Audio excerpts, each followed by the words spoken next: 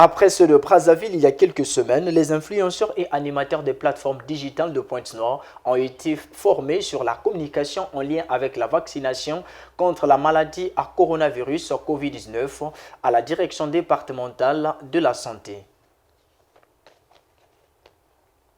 Pour barrer la route aux fake news et rumeurs distillées sur les réseaux sociaux contre les vaccins anti-Covid-19, le Comité technique national de riposte à cette pandémie entend ne ménager aucun effort, faisant feu de tout bois pour lutter contre ces infox. Il a initié des séminaires dont la vocation est de renforcer les capacités d'un pool d'influenceurs, booster des médias et réseaux sociaux pour ainsi renforcer la promotion de la vaccination en vue de booster la demande du vaccin au sein de la population congolaise. Après ceux de Brazzaville, les influenceurs de Pointe-Noire ont été édifiés sur les techniques de riposte contre les rumeurs et infox en ligne. Lucien Emmanuel Francky Ibata.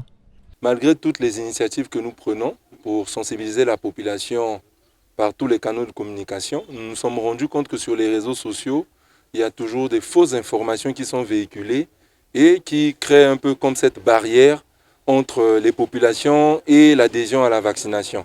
Et par rapport à ça, nous avons vu que nous avons à côté de nous des professionnels des médias, pour certains qui sont très actifs sur les plateformes digitales. Donc il était question d'en recenser certains qui sont très actifs. Nous avons des influenceurs. L'influenceur, c'est toute personne qui a la capacité, de par sa façon de faire, sa façon d'être, de faire adhérer toute personne à une initiative. Et nous avons à côté les animateurs des plateformes digitales. Et tous ces acteurs, nous les avons regroupés dans la salle de la direction départementale de la santé de Pointe-Noire afin de mettre à leur disposition quelques informations, quelques messages, quelques langages techniques d'expression qui les permettraient de riposter ou de contre-attaquer toutes ces fake news de telle sorte que les populations qui ont une forte adhésion vers ces médias ou vers ces personnes puissent avoir une bonne information ou puissent être rassurés du bon message qui leur est destiné en lien avec la vaccination. Ces influenceurs n'iront pas en guerre contre ces fake news dépourvus d'équipements adéquats. Les mesures d'accompagnement seraient d'abord en termes d'appui logistique.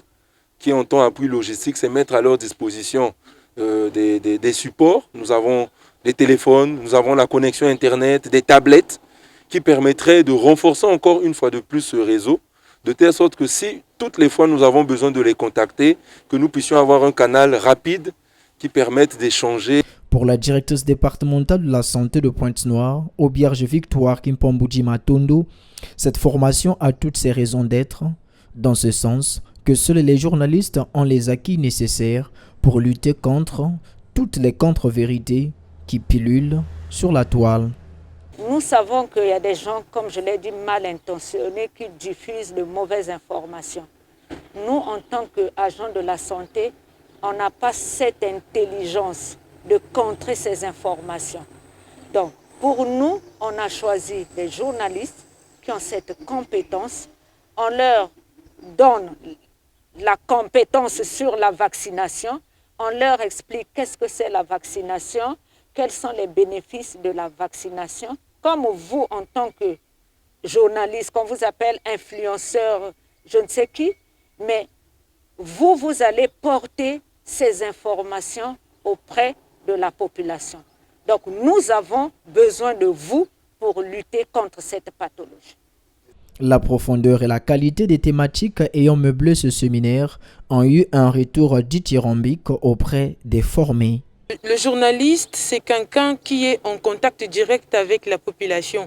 Et aujourd'hui, avec la vitesse de croisière qu'a le net aujourd'hui, c'est vraiment difficile de faire la différence entre les fake news et la vraie information même. Donc pour moi, cette formation tombe vraiment à point nommé par rapport à tout ce qui se vit, tout ce qui se passe sur Internet. Notons que contribuer à l'arrêt de la transmission de la maladie à coronavirus par une information saine de la population pour un changement de comportement favorable à l'adoption des mesures barrières, mais surtout à l'acceptation de la vaccination, est le cœur de cette formation.